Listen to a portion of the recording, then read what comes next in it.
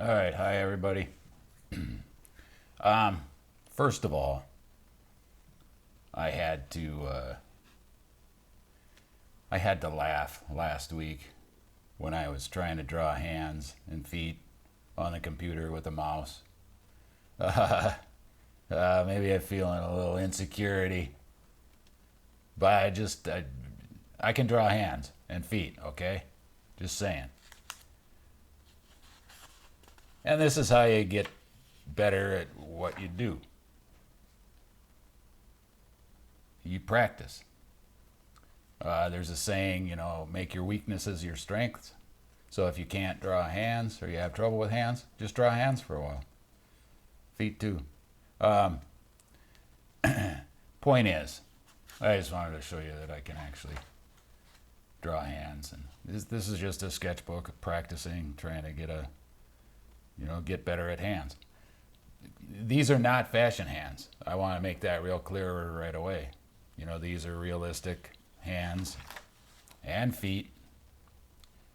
They're studies. So, if you have the interest and you want to get better at things, try drawing them for real, because that'll make your fashion hands and feet easy peasy. Side of the foot, back of the foot, looking down at feet. And then, once you can draw them, it's easy to simplify them. Now you can also, where are we here? Spend some time in front of the mirror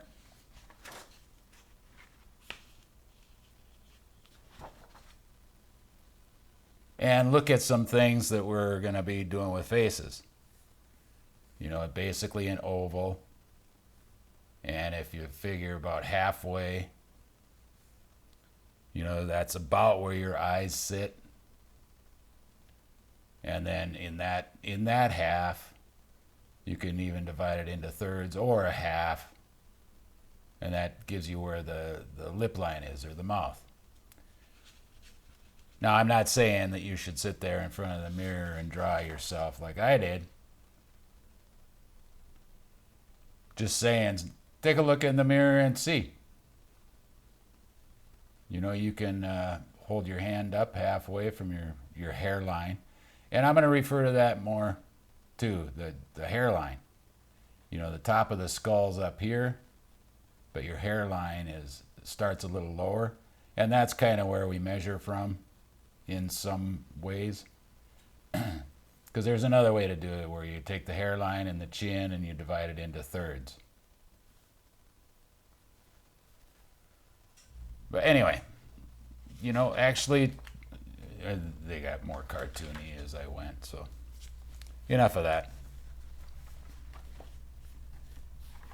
Because I want to talk about heads,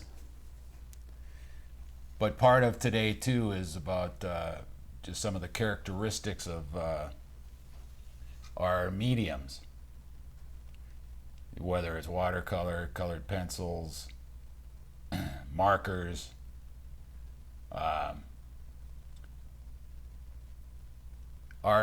This week we're concentrating on drawing the heads. Somebody emailed me and wondered, they were having, hadn't really picked up any of the watercolors or colored pencils or any of the color stuff yet. So this week with the heads, I'm not really, they don't have to be in color. But starting next week, we're going to kind of shift gears and talk about flats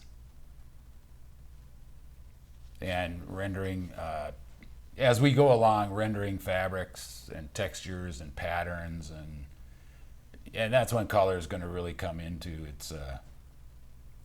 We're gonna be using color, so it's not critical this week, but start gathering up some materials. Like I said, I'm trying to find the cheapest materials for you, but you're gonna need them. You know, we're in my art studio today, so if I panned around, I could just show you the amount of art supplies that I have accumulated over time is ridiculous. But I've been doing it for years and years and years, and I've made my living doing it, so it makes sense. Point is, you're going to accumulate stuff, but you got to start somewhere. So maybe colored pencils is the cheapest alternative or best suited for you. You'll find your thing. You may really dig markers, so you'll want to invest more in markers. You may dig watercolors, so watercolors will last you a long time. I've got some, old pans here that you can see that some of them are definitely more used than others. Like this green. I don't use that much apparently. So they last a long time. Now, I'm just going to jump into watercolors here for a second. You always want to have some water. Now, personally, I like to have at least two buckets of water. One for rinsing out the brush initially. Rinsing out. If I want to change colors, I'll go into one tub, get rid of most of the color. Go into a paper towel, wipe it off, rinse it out again. That keeps the other bucket cleaner so that I don't muddle my colors with the color from the rinse bucket. I usually have 3. You got the dirty water, the one that gets dirty, intermediate, and then you've got your fresh, ready to go. I've only got 2 today, and that's fine. If you're interested in markers, first thing you might want to do is just check to see if your marker paper lets you color on the back. This particular brand does. In one of the videos that I posted, which reflects kind of the way that I do things, the guy was using this big long name, and his colored on the back. So I bought some of it, but if memory serves, it wasn't that great at coloring on the back. Whoops. I may have remembered wrong, but I did remember wrong. So this brand is good for if you want to do it on the back. Now, the reason I bring that up is because you'll generally have a couple colored pencils at least if you're using markers. One would be a black or a 90% gray. Another one that you want for sure is white.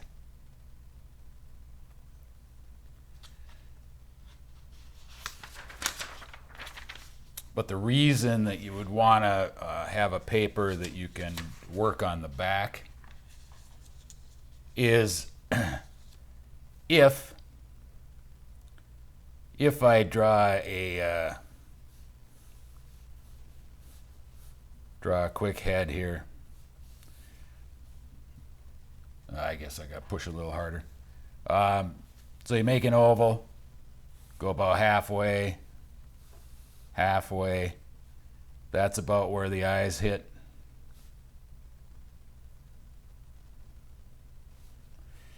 Now they say, there's a saying that your head is 5 eyes across and that you have an eye between your eyes. Well, that's close. It's not really 5, but it's close enough. So in other words, I've got an eye width over here, got my eye width that's the actual eye, I've got an eye width between the eyes, next and next, you get it.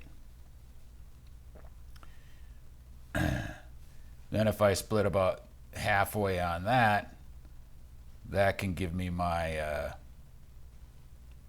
my lip line.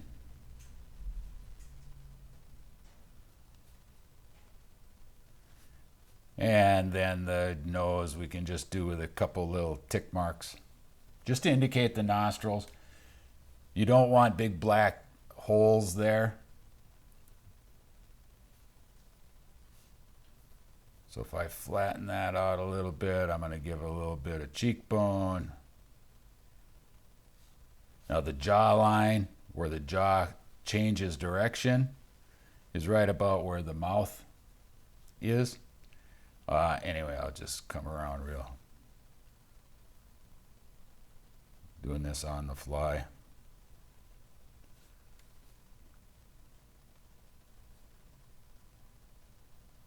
And then the eyebrows on a female, they're more sculpted.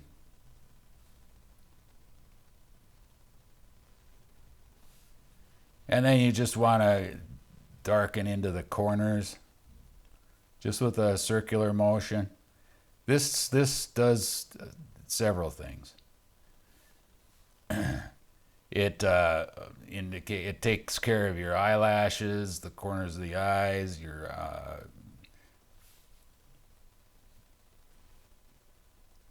you don't have to get too bound up with the eyes themselves, because keep in mind, this is about 2 inches. Ordinarily, if I'm doing a head for a demonstration, it's going to be more like 4 inches. But the fact is, if you're doing a 10 head pose, your head is only going to be, come on, about an inch. And even this one's getting a little bit bigger than an inch. So keep in mind, you don't have a lot of real estate, but that you can be used to your advantage, in that you don't have to be as. So if I come down like this, a little nice jawline,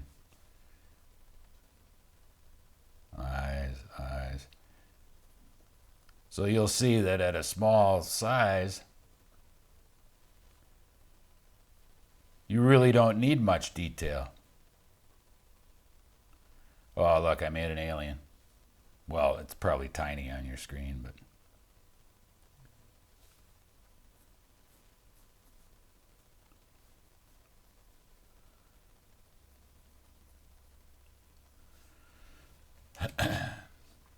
So that's about the size that you're actually going to be working. So you don't need a ton of visual information. All right, back to my point. Reason, color on the back. I'm just going to do a little scrumble here and a little scrumble here, because I just want to show you. If I work on the back of this, I can get a nice solid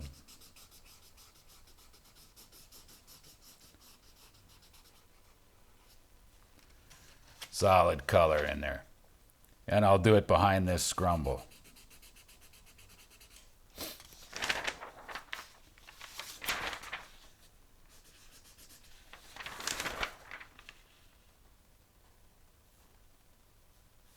So I'm ready to keep rocking on this now. I haven't disrupted anything. And you'll see that if I make this background color on the back, my colored pencil's great. However, these markers have are solvent based. They used to call them alcohol markers, but they're not so much alcohol anymore. But there's a solvent. So point is, and the reason we don't do our drawing and then put the color on the front is because if I do, you'll see that it smudges it actually blends out the colored pencil. The solvent in the marker melts the wax. Well, melts. I guess that's a good enough term. Breaks down the wax in the pencil, and it gets all smeary. Now, a way around that, of course, is to, if you're working on a different material, which I don't necessarily advise with markers, because like I mentioned, if you use markers on a copier paper, it just sucks that color out and you can't blend it or do anything. It's absorbed into the fibers so much faster, and with marker paper, it's made for markers, so you can do things. But the point I was trying to make is you can make your marker first, and then you can do your face on top of that.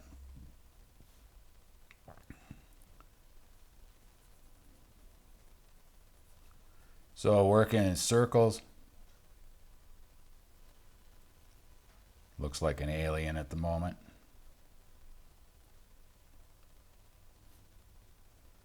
That's why eyebrows are important. It's only aliens that don't have eyebrows. Unless, of course, you shave them or... Yeah. What am I trying to say? And then once you get that, then you can go in and just, do just some round and round and round with the color for the lips. You can add a little color to the face. To the eyes. Again, when you're going to be that small, you don't need a lot. And then you can just take a darker color marker, put in a couple shadows in the cheekbones, under the lip. Whoops, forgot a neck.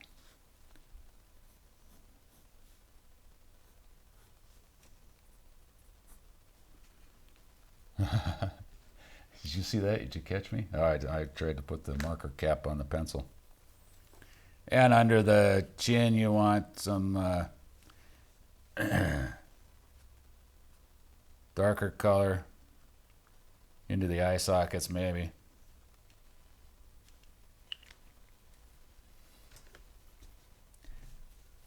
And then if the ears show, you're gonna...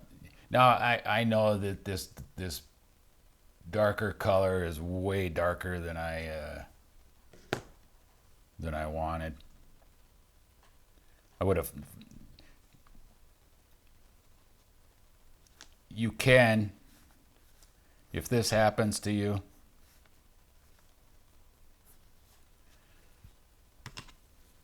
you can always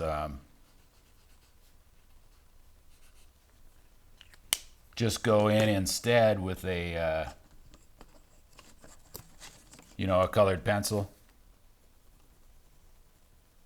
and drop those shadows in.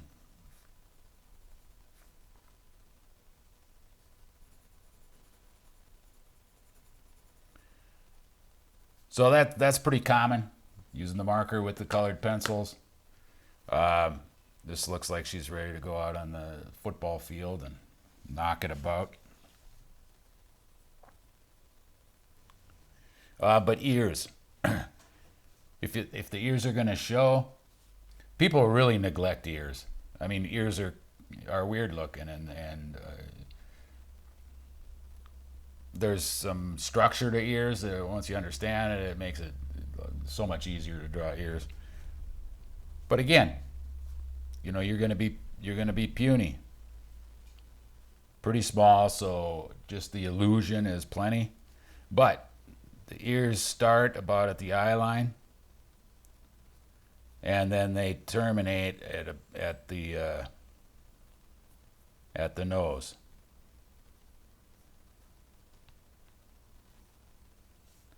Now with the ear, you've got the lobe. There's this ridge that, you know what I'm talking about. But where it gets confusing is all the cartilage that's in here. So a lot of times if you can just put that, I forget the name of that thing. The little, that thing. And then round it out with, you know how it dents in? I mean, if you do that much, it's still going to come off as an ear. You can kind of put a little thing in here for that cartilage. But, it, you know, even on my bigger head, I'm not going to even go to that trouble. I can just, you know, kind of darken in here and put a little thing. All right. I knew my dog would show up. Well, hey, Lucy, stop it. So I was going to record this yesterday, but they're out in front of my place yesterday all day digging trenches for cables, or a trench.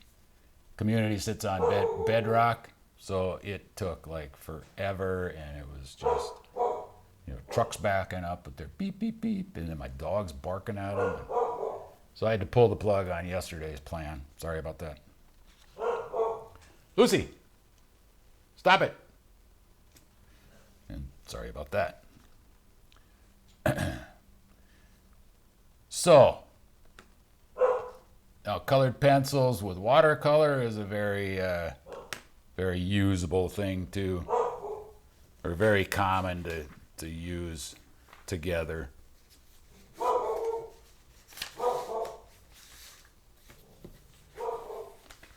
All right, I didn't know she was gonna go stupid on me again.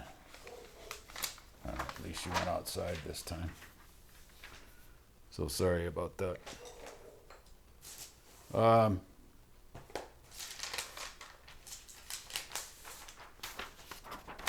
You know, this is more of a demo sheet that I've done in the past, and a much bigger head, but it shows you how the colors shift from just putting in some shadow along the bridge of the nose, under the lip, and along the neck, maybe a little under the cheekbones. It's plenty. That's all you need. And we'll talk about how we can make, you know, like curly hair, straight hair, profile views. And also, just as, you know, once you develop and once you get going on this, I mean, you can use your own, you know, bring out your own style or have fun with it. You know? Where I've taken some liberties with the proportions. Like here, the eyes, I mean, I got 3 eyes.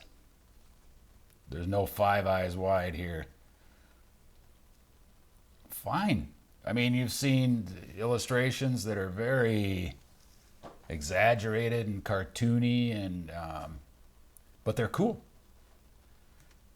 So this too is that thinking where you can, once you get a feel for it, you explore, experiment. You know, you're the designer, so the decisions are yours. You know, little things like you know, really curly, permy like hair. I'm gonna go out of focus here, I think, but you know, that's just taking your colored pencil and just doing circles. And as you get in closer to the head, you bear down a little harder.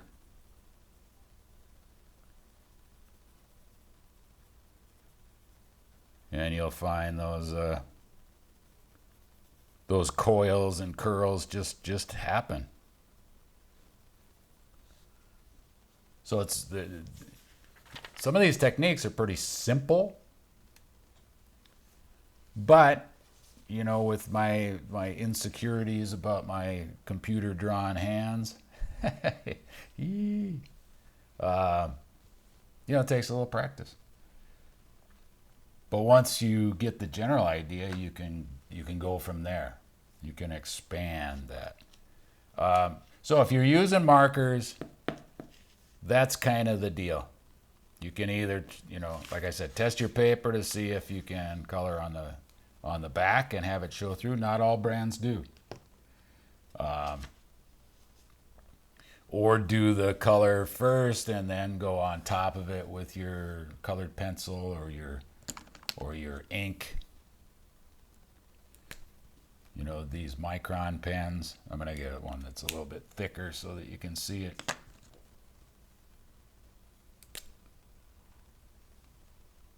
That one's a lot thicker, you know.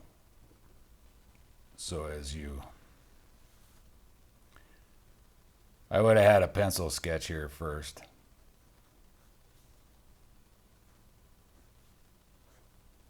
You know, as you outline.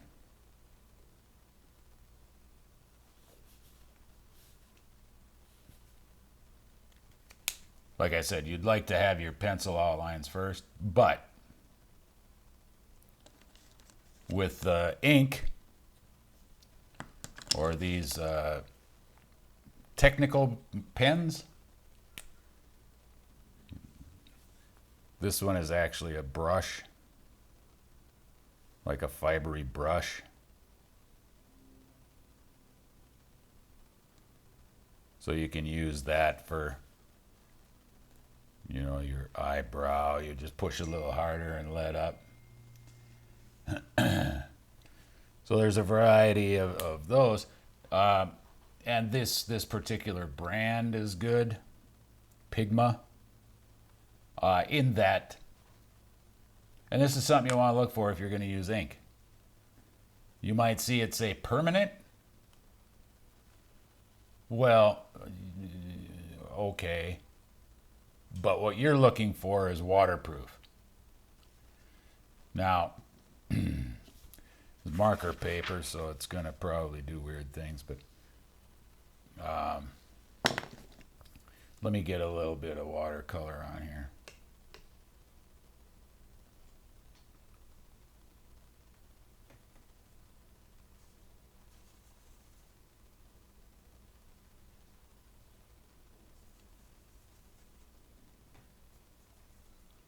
Now I'm mixing a few of the browns together a little bit.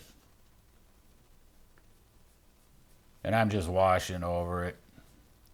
Because, like I said, this ink is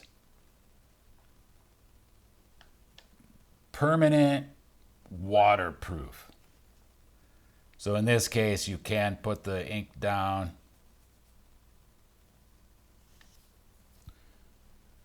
And then go over it. Or give me a regular pencil. Where's my regular pencil? I got a drawer full of pencils. Now the thing with watercolor, too, and I'll show you here, is if I do my, you know, light sketch with a pencil to get things organized,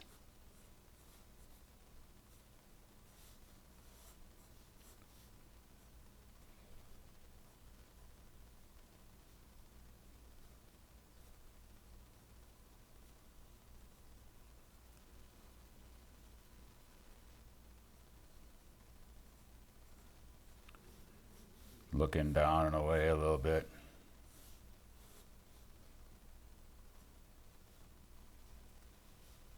Ooh, got spooky.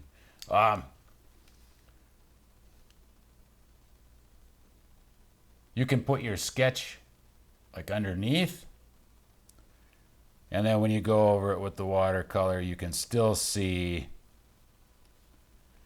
your pencil through it. I forgot one thing. I need way back there.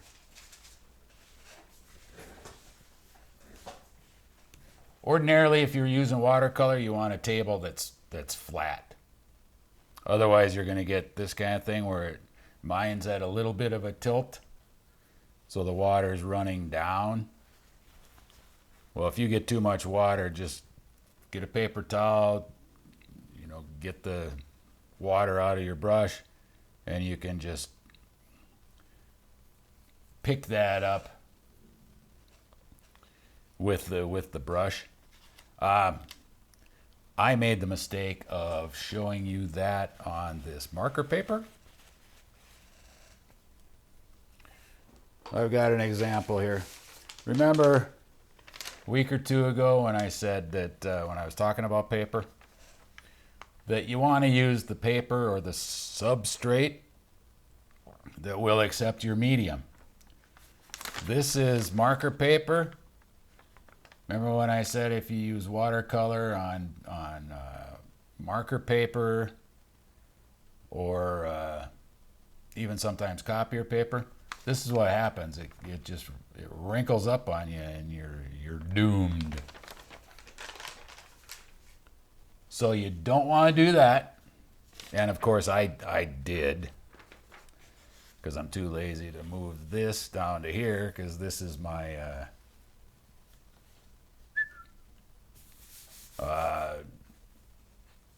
mixed media paper, multimedia, mixed media,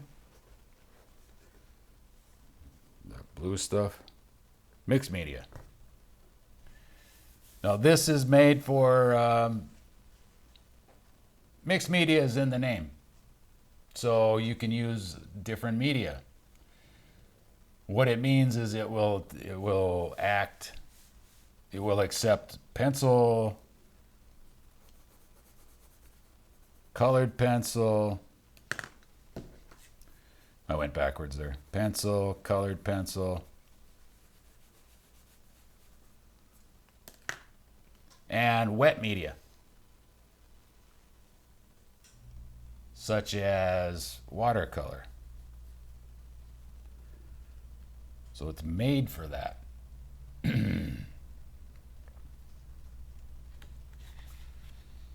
So it is a little more of a challenge to work with, in that with marker paper you can just put your sketch under it, and you can see through the top layer of your marker paper. So if you are using the ink to do your outlines and such, you can see your original sketch under the layer of marker paper. The mixed media paper, not so much. In the materials list, you will see mention of a light box. I don't expect you to buy one of those right out of the box. I mean, eventually you probably will. My first light table was a coffee table with a glass top, and I put a lamp under it. I mean, that was 100 years ago, but it worked. You can also take your sketch, your mixed media paper, and go over to a window and tape it onto the window, and that will act like a light box. Keep in mind that only works during the day. So there's ways around it, but a light table is good. You can, if you work with illustration board, which is a lot thicker than paper, it's not going to work. It won't let the light through. But you can probably get enough through here to make your outline, your tracing of your pose, or in this case, your head.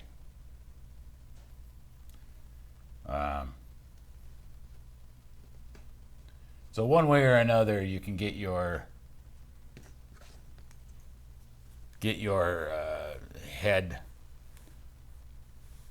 onto your substrate, in this case marker paper, mixed media paper. Now, hopefully you've watched those other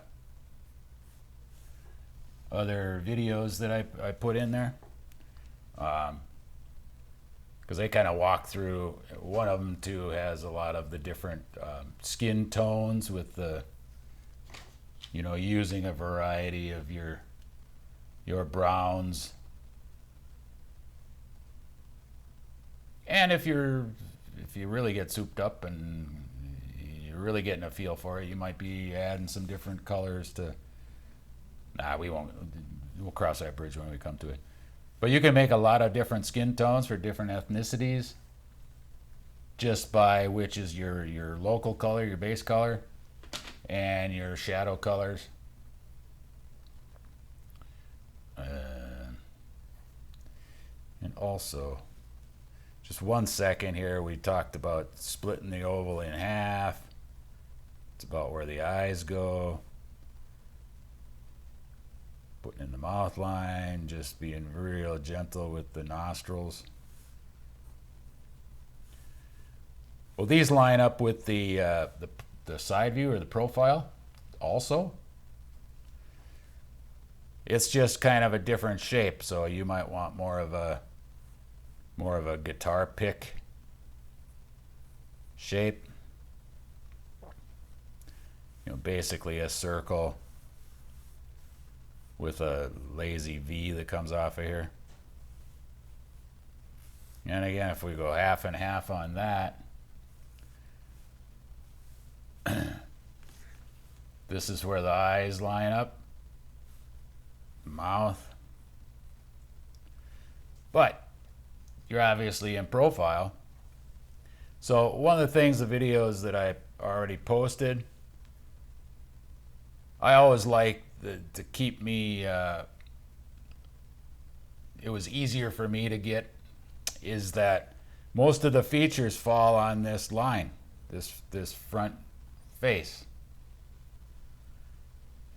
One that protrudes or breaks that, of course, is the nose. So if you've got a forehead, comes into the bridge of the nose comes out at a angle. Different noses. Fashion nose, you might want a little dip in there, and then you can come off of that at 90 degrees. So you've got the brow, and when you get into the mouth, you dip in, that top lip comes out to that line, comes back into the corners of the mouth. Bottom lip is tucked under a little bit, so it hits that front line. Then you come into the chin. And again, the jaw break, or the change of angle of the jaw, is right about where the mouth is. So I can come up. And then the back of the head. And the neck comes off of the front, comes off of the back. If I come in under the brow, the side view of the eye is just a V, a laid over V. Eyebrow comes in from the front, and then I can shape out those lips a little bit. I don't have my glasses on, so I think I gave her a great big huge top lip. And you can throw in a little indication of a nostril. And then the ear, again, it's about halfway back on the head. Starts at the eye, ends at the bottom of the nose.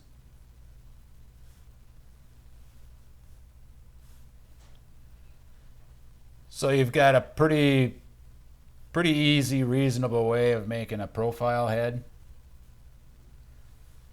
because the measurements are basically the same. The mouth lines up with the mouth, the eyes line up with the eyes, the tip of the nose lines up with the tip of the nose.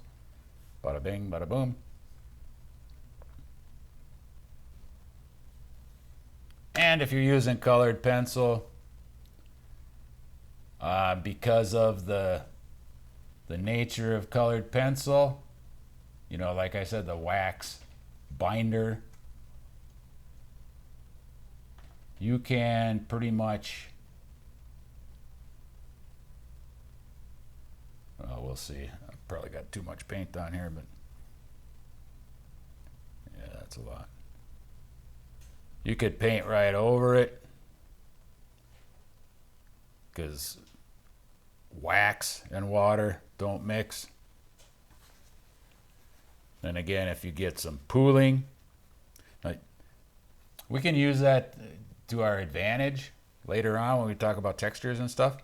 Because if I've got enough water on there, and if I tip my paper over, you'll see how the water runs downhill. So when we start doing things like undulating fabric, that does the curvy curves like so, we can lay in a little color. Now I did the paper towel thing and then lifted some of that extra water off of there.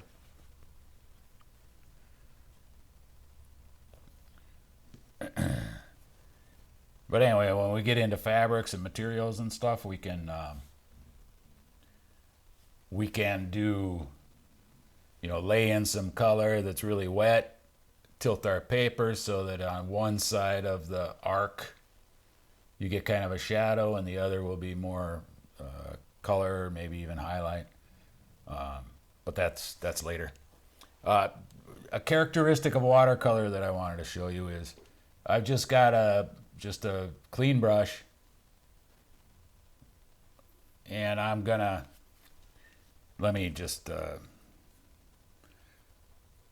just say this is just a skirt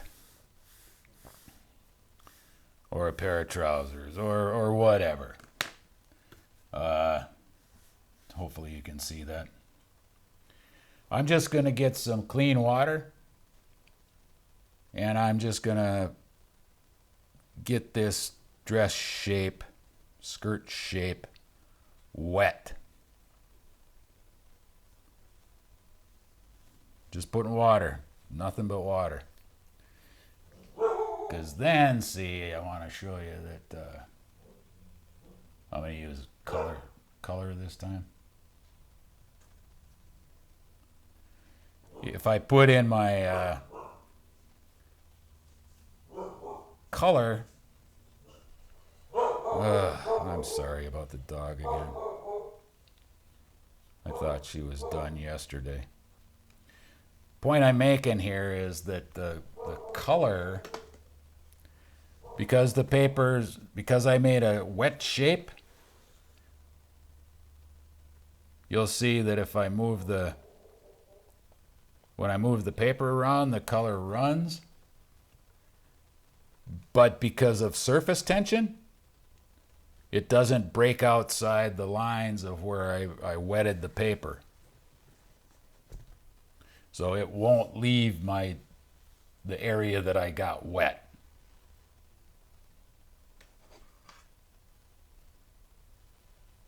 So that's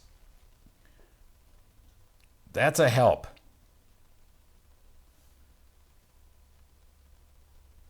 Because then it keeps things from jumping from one to the other.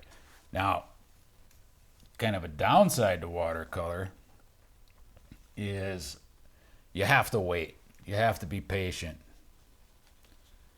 A lot of times, like this area, before I did anything else to it, I would want it to dry. A couple things that we can, to our advantage, is we're in Arizona. It's dry. So watercolor, acrylics, things, a water-based medium, dry really fast in this climate. And if you're really impatient, you probably have a hairdryer. Little low-speed hairdryer action will dry things out pretty quickly. I got 3 or 4. Not bragging. Just I've taught this class before, and you go to the thrift stores, And you'll see old hair dryers hanging there for, $2. I won't spend more than $5 on an old hair dryer. But you probably already have one, so it's a moot point. Now, that was wet into wet. You can also do wet into dry and be more, you may not want maybe as much water. Watercolor is transparent. So if I put another color over this color, let me get a different color. Maybe purple will look stupid, but it's a little darker than the green. So you'll see that you can still see the green under the purple. So that can be an advantage and it can be a disadvantage. So sometimes you have to be careful of what you're doing. For example, this edge is still wet. So if I went to put some, let's say she's got a purple top, has no color sense, and then I get close down into my green, and now it just leaches into the other color. Like I said, when you're developing a pattern or a fabric or something, maybe that's good. Maybe you want that kind of thing. It's a transition from colors. And look, I tipped the paper enough to let my original pool up into the other color. So just be careful of that. Unless, of course, you're doing it on purpose. Because that can make some kind of cool, as Bob Ross used to say. I never quote Bob Ross. There are no mistakes, just happy accidents. I definitely believe in happy accidents. Which means you do something and you're like, ooh, oh, no. Oh, hey, I like it. The other thing that you can, way that you can treat watercolor is more opaque, meaning that I don't have much water on the brush. Ooh, not even enough water.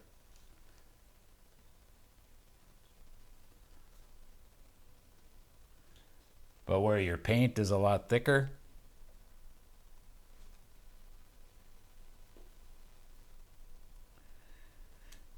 and in that case, if it's real thick, it tends to be more opaque as well. So one thing about watercolors is the color of the paper is your brightest highlight. So if I did a white shirt or a top, I just wouldn't put any color in it. It's the paper color that is the brightest area. So you have to kind of work backwards with watercolor. In other words, lightest first and then darker. Because, using a light color in watercolor over a darker color, you just won't see it. The darker color will be dominant.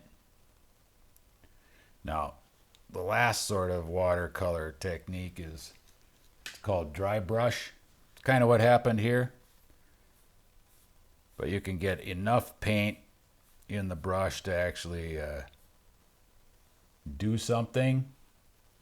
But you're also picking up the texture of the paper, which can come in real handy for, textures and patterns.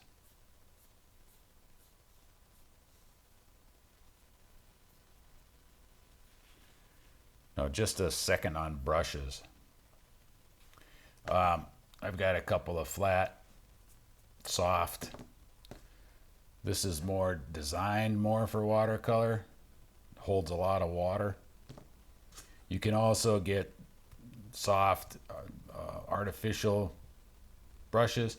This is more made for more like acrylic or smooth oils, but it's got a nice crisp edge to it, so you can get nice flat areas of color.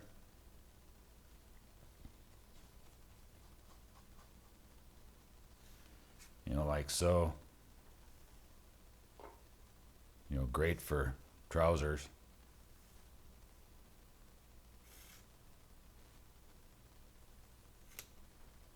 Bell bottoms in that case, I guess.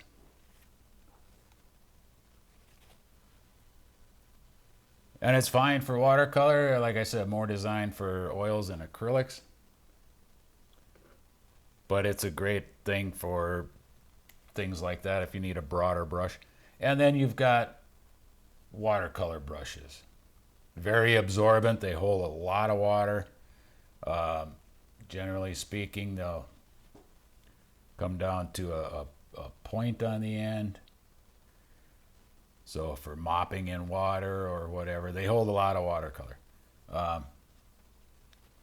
So somewhere in between, you don't have to go out and buy a bunch of watercolor brushes. You might want one that's a little wider. And maybe it comes to a point, and then a smaller, pointier brush. And then once this stuff dries, then you can go in with your colored pencils, you know, on top. And I'm obviously not waiting for this to dry. There's definitely it's annoying having to wait for your paint to dry, but like I said, it happens pretty quick. Where'd I put them? I guess I'll grab these. The last thing that I was gonna point out to you was the watercolored pencils, which for the most part act just like colored pencils, except when you put water to them. So let me get I'll get a different color as long as I got a. Now because my paper is still wet, if I get in there, it'll lay down lines, but it'll even start to blend a little bit like that. Whereas, you know, I can lay down a little bit of color.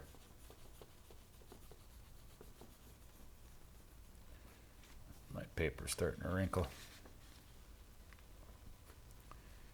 And then if I wash over it with a little bit of water. Hang on, let me show you up here.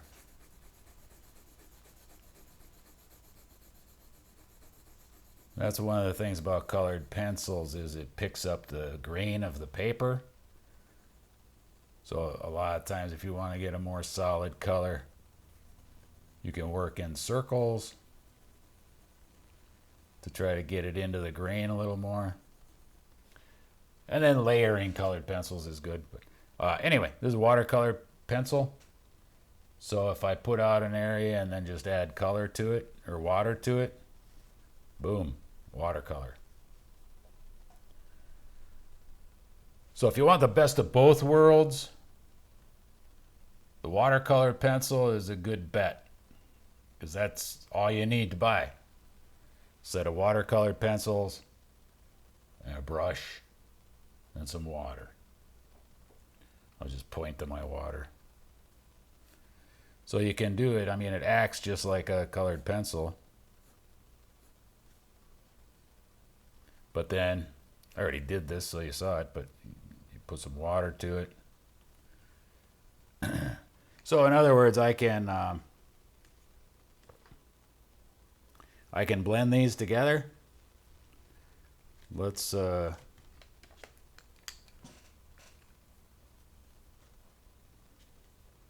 if I have this blue that runs into this red, brown. You know, and then throw some water on top. You know, you can get those colors to blend into each other.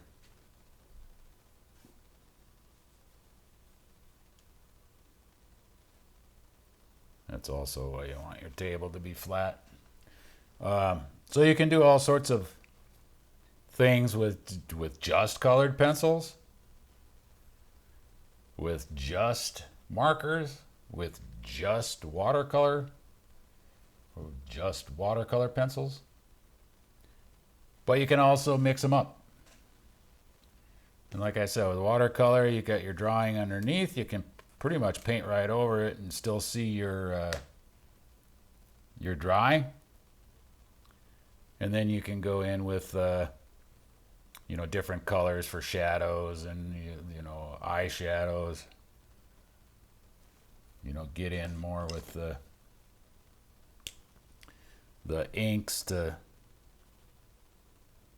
put in my eyebrows and define my eye shapes.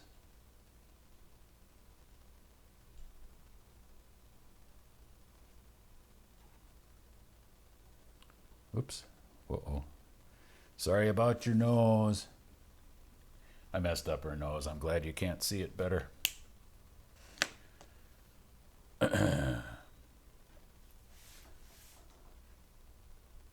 So that's kind of what's going on here.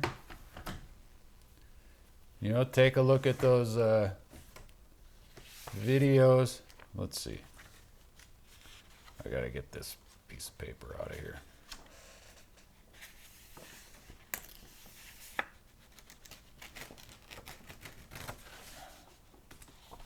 Now you can also, if you're interested, or maybe you have some acrylic paints or something like that.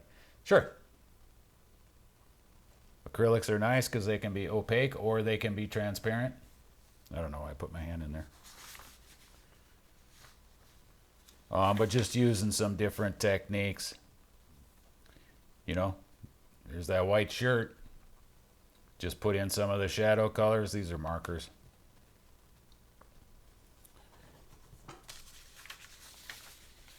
We'll get into things like textures. Oh, and again, hands. I mean, we already talked about hands and feet. You can imagine the foot that's in there.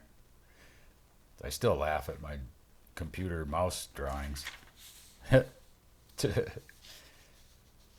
had me feeling insecure enough I had to prove to you that I could draw hands.